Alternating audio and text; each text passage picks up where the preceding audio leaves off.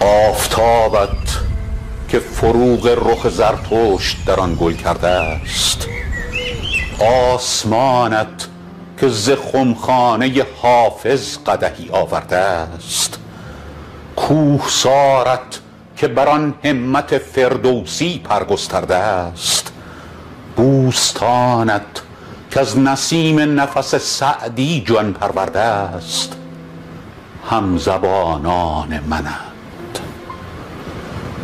مردم خوب تو، این دل به تو پرداختگان، سر و جان باختگان، غیر تو نشناختگان، پیش شمشیر بلا قد برافراشتگان، سینه سپر ساختگان، مهربانان منند.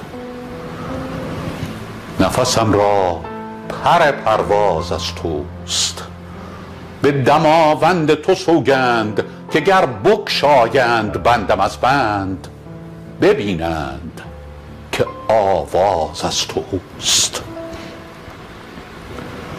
همه اجزایم با مهر تو آمیخته است، همه ذراتم با خاک تو آمیخته باد.